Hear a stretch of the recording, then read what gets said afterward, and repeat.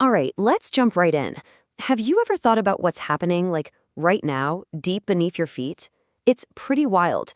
The entire surface of our planet, the ground we walk on, it's not one solid piece. It's actually broken up into these massive, continent-sized chunks, kind of like a giant cracked eggshell. And here's the crazy part. They're always moving. They're crashing, they're pulling apart, and what we're talking about today, they're grinding against each other with just unbelievable force. So today, we're going to figure out what happens when these titans get locked in a huge, planet-sized rubbing match. So let's just imagine this for a second. You've got two gigantic landmasses. We're talking trillions of tons of rock, and they're trying to scrape by one another. This isn't a head-on collision, and it's not like they're pulling apart to create a new ocean. Nope, they're just grinding side by side. So what do you think happens when that kind of unstoppable force meets an immovable object? Well, the answer is one of the most powerful and frankly terrifying events on Earth. Okay, so here's our game plan for today. We've kind of kicked things off with our first point, the Earth's giant collision course. Next up, we're going to get official and define what is a transform boundary. Then things get really dramatic when we talk about the pressure and the snap. After that, we'll look at a real-world example, California's famous fault. And finally, we'll wrap it all up with why this movement matters. Sound good? Let's do it. So let's get into our second part.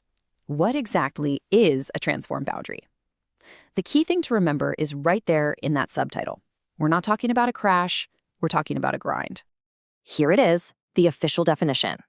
A transform plate boundary is basically the spot where two of those enormous tectonic plates, those puzzle pieces of the Earth's crust, are just sliding horizontally past one another. One is heading one way, and the other is heading the opposite way. And that line where they meet and slide, that's what we call a transform fault. You know, this is the perfect way to picture what's happening. These massive plates, their edges aren't smooth like two pieces of glass. Oh no, they're super jagged, really rough, and they create a ton of friction. So when they try to slide, they don't just glide. They catch, they snag, they get stuck.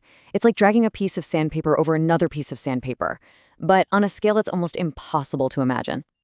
And this right here is what makes transform boundaries so unique. See, at other types of boundaries, you either have plates pulling apart and new crust is made as magma bubbles up from below, or you have plates crashing together, where one dives under the other and gets melted back into the earth. But at a transform boundary, nothing. No new crust is made, no old crust is destroyed. All the action, all the drama is in that side-to-side grind. Okay, on to part 3, the pressure and the snap. So you might be thinking, okay, they're just grinding past each other. What's the big deal?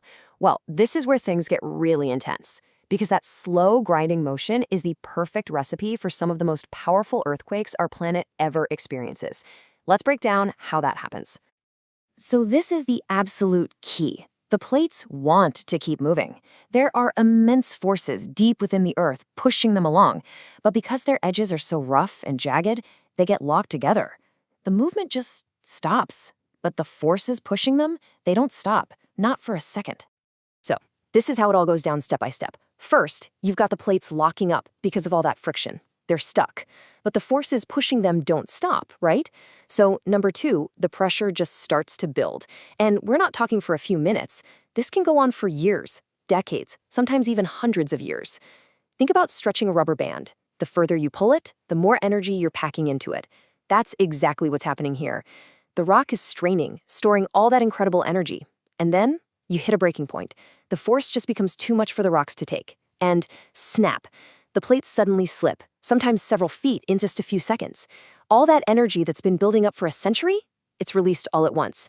And that, my friends, is what we feel as a massive earthquake. All right, let's make this real. Time for our 4th section, California's famous fault. This whole process we're talking about, it's not just a theory in a book. It is happening right now as we speak. And there is absolutely no better place on Earth to see it in action than the famous San Andreas Fault. I love this because it really shows how much our understanding has grown.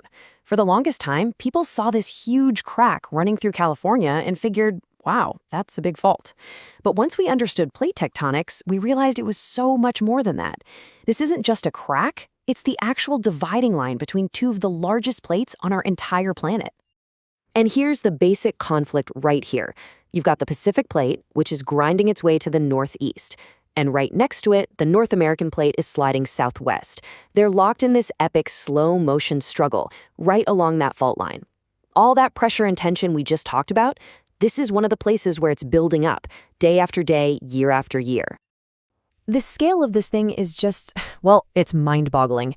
It's easily the most famous transform fault in the world. It is the literal boundary between continents. It's been the site of some truly monster earthquakes. And just look at that last fact. It runs for over 800 miles through California. That's a single geological feature that's shaping the landscape of an entire state. Incredible. And that brings us to our final section, number 5, why this movement matters. Let's tie it all together. Because this isn't just some abstract geology lesson. It's about a constant, active force that is shaping the world we all live on. If you remember one thing from our whole explainer today, make it this sentence right here. This is the entire story. The plates grind past each other, they get stuck, the pressure builds up, sometimes for a really, really long time, and then eventually they snap. And that snap is the earthquake, a sudden, incredibly violent release of all that stored up energy. Okay, pop quiz. Let's do a quick review. After everything we've talked about, the sticky bricks, the stretching rubber band, why is it that these transform faults are the places where we see such enormous earthquakes? What's the secret ingredient? And that's the answer, right there. It all comes down to one word: friction. The friction between these rough plates is so immense that it actually stops them from moving smoothly. It forces them to lock up. And because they're locked, all that energy, all that stress just builds and builds and builds. So when it finally does let go, it's not a gentle slide. It's a sudden, violent slip that unleashes all that pent-up power in an instant. So that leaves us with a really fun, kind of mind-bending question. We know the plates are always moving, so where's this all headed? Literally, where is it going? I mean, think about it. The movement is slow, sure, about the same speed your fingernails grow, but it never, ever stops. Los Angeles, for instance, sits on the Pacific plate, and that whole plate is sliding northwest, right past the rest of North America. So, what happens if you let that play out over, say, 10 million years? Well, Los Angeles would actually creep all the way up the coast and end up right next to San Francisco. Can you even imagine that? It's just an amazing reminder that the world map we see today, it's not permanent. It's just a single snapshot in a super slow-motion movie that's been playing for billions of years.